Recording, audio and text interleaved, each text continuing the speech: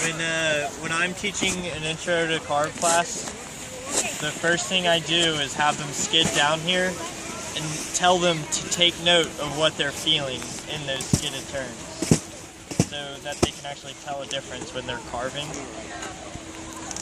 Yeah. So let's just go down here. We'll imagine we did movement and out. When you start your lesson out, you want to do the introduction, body, conclusion thing. With the introduction, you guys already know each other's names, so just start off the lesson with like some things that you're just stating, some facts you're stating with the group. So like, we all know each other, we've all been introduced, we've all been riding together, I've seen your turns, we're all making skidded turns, but we're not quite carving, right? Then you also want to kind of talk about the past things we did. So maybe if you're not ready for this, like your students are a little lower level, you could do things like practice quick stops, so like going straight and just spraying snow out. That gets them comfortable with some speed. You could do things like Travis was talking about the chairlift, doing a traverse with a skid. Traverse with a skid, so they can kind of feel the difference from riding on their edge and slipping on your edge. Okay. So you always want to kind of start off the group like that. That way you don't have to waste time in the beginning. Like, hi, my name's blah, blah, blah. Because that's a real time waster. So try to get that stuff out of the way early. So we just did that, and we're going to talk about carving. All right, so you want to do this kind of a logical progression. So you start with a static, so description, then a static, then a simple, complex, and a free ride task. So first thing we want to talk about is what is the difference between a carve and a skid. So just ask your student, you know, what's the difference? Can you tell me what a skid is? Can you tell me what a carve is? Skid is my board is kind of sliding. Okay. I don't have as much of an edge in the snow. In a carve, I'm actually trying to get that edge and use the board to actually make my turn. Good, good. So you'll hear a lot of different descriptions of this. But what you just did in the snow, like right there, have all your students do that. Slide their board out, feel the skid, ride the edge, feel the difference. Right? You can feel the difference right here on the snow. So that's one little simple static you can do. Right? What Ossie's looking for is a very simple definition. When you're carving, the tip and tail of your board follow the exact same path. Right? If they don't follow the same path, you're not carving, right? It's impossible. That's just how the board works. Tip and tail follow different paths, you're skidding, okay? So students really clue into that too. You can draw the snow. So here's a carve, here's a skid. Skids are banana shaped, carves are pencil thin, right? So you want to give your, carving's actually really easy about this. You want to give your students cues to tell them if they're carving or not. So visual, auditory, kinesthetic. So let's start with visual, right here. Check out your tracks. Did you make a carve? So right here, that's a carve. You can see it, right? That's a skid. So there's that. Auditory. Carves are quiet, right? Yeah. Skids are loud. And then kinesthetic. Carves are really smooth. Skids are bumpy. So you want to give your students cues so they know when you leave, they know if they're carving or not. So I'd say right now, does the student have a pretty good idea of what a carve is? Yeah. Yeah, right? Yeah, I mean, they know what it is. Yeah. They're listening. Yeah, and if you answer some questions, they have a good idea of what it is. So you've described the task or the goal, right? So now you want to give them a simple static exercise. So what we just did, the line, the drift, you can do that. I like to do the lean on me thing, right? So if somebody wants to strap in, I'll demonstrate that real quick. A lot of times when I have a legitimate beginner here, I'll introduce this by saying you can see a difference, you can feel a difference, and you can hear a difference. And that's exactly visual, auditory, kinesthetic, but I'm breaking it down into simpler terms so that they actually get what I'm saying. Yeah, I mean, remember this is an instructor clinic, so I'm trying to give you guys like the higher level so you can break it down for your students. Right.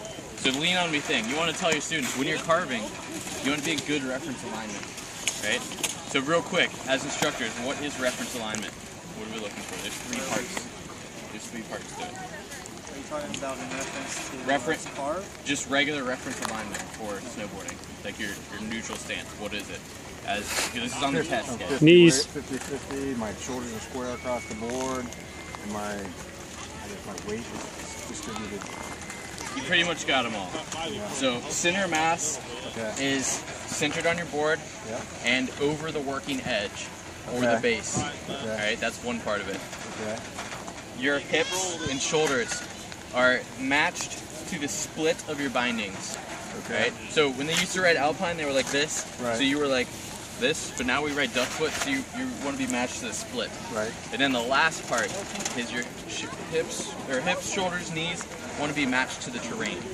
Right? So if I'm going up or down, I want to be matched. So remember that, guys. Center mass over the edge. Between the feet, over the working edge. And then hips to the split of the bindings, or to the front foot, depending on how they word the question. Right? It's either front foot or split of the bindings. Right? And then shoulders and that. Yeah, so if you're going down a big slope, right, you want to be matched to the slope. Right? So that's reference alignment. So you want to explain to your students, when you're carving, you want to be in really good reference alignment. So I want to be centered over my board, 50-50 weight, over the working edge. Right? So let's try a toe side carve. So put your knuckles on mine. I want you to put your weight, your hips, center mass over that edge. Nice. Now lean on and tilt the board. Now I got your weight. I'm going to let you down a little bit. Nice. Now take your belt buckle and stick it towards me a little bit. There. Now look in the direction you're going. That's your carve right there. Right? So how's that feel? And you can do it out in the back too. Just put your hands in their back. So go ahead and just kind of center over that edge. Now tilt your board. Right there. Now look where you're going. That's your heel side carve. Right, so that was the static. So that gives them a really good feeling of what it is. So before we get to the next thing, what is the primary performance concept that we just did here? Tilt. Tilt, right? And then the secondary would be pressure, exactly. So guys, what we're gonna do is we're gonna strap in our board and we're gonna get a straight run down this hill. Who's regular? Are we all regular? Cool. So we're all gonna get our hips over the toe side and slowly tilt our board up onto an edge. And you're gonna ride the edge out all the way up the hill until you stop. Right? So I'm going down and I should just drive that board back up the hill from my edge. Yep. So, Travis, you want to show us how it's done? Before it's strapped in? So check this out, guys. He's gonna ride totally straight. He's gonna take his hips over his edge and start tilting his board. Very nice. So he's got a really nice carve. He's cutting across traffic, but we're on our toe side edge, so it's really easy for us to look uphill, which you're going to want to mention in your test, especially when you're ever cutting into traffic. So what you want to see here is that your students are tilting their board and riding their edge, and make sure you point out that, hey guys, look at your tracks. Did we all carve? They should be able to say, hey, I carved, or no, I didn't. Then they start to relate that to the feeling. So guys, let's do this on heel side. Based on this terrain, is heel side going to be easier to carve or harder to carve? Look at the terrain, guys. Harder because it kind of It's going to be a tad bit harder. So to make this easier on your students, tell them to go down the fall line. Okay, right? go that way and then across. Yep. Yeah. People are really afraid to tip to that downhill edge. Because when you're carving, rotation of your board and rotation of your feet does not steer you. It's solely the shape of that edge. Right? You guys realize that? So I cannot change my direction until that edge is engaged. And if I'm flat, am I engaged? No. No. So that momentary time when I'm flat, going to my new edge, is my direction going to change?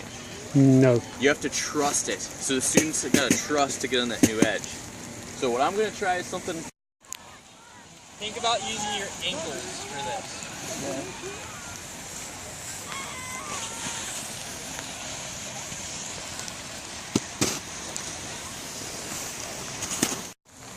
By closing that turn out, you gotta really trust your board to be able to get it back around. Exactly, because you're taking your mass and going downhill with your mass. This way you're still going downhill with your mass, but it's so small, you're not really going to feel it. Let's do that in heel side. So heel side over and then go to a toe. So very slight heels and then tip to the toes. And then let's just try to make carves all the way back to green tier and hop on, right? Okay.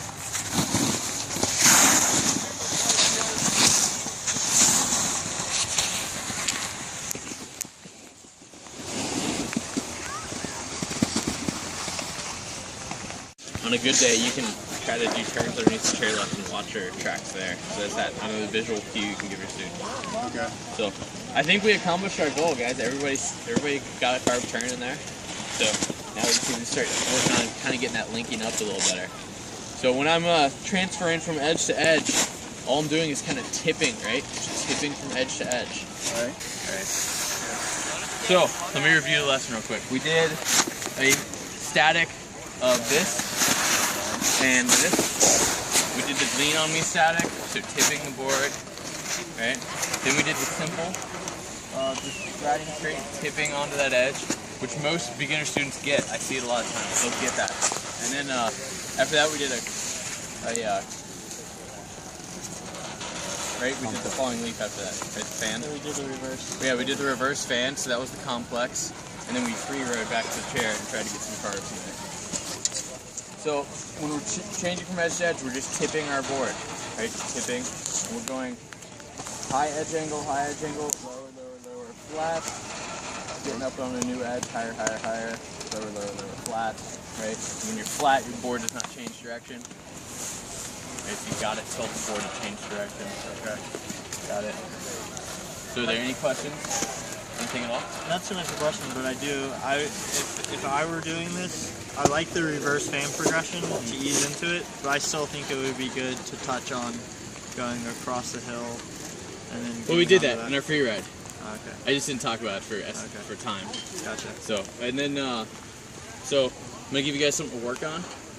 So I want you guys to work on getting more and more closed in your turns and making that transition from edge to edge almost seamless. So there's no skidding. So that's what I want you to work on.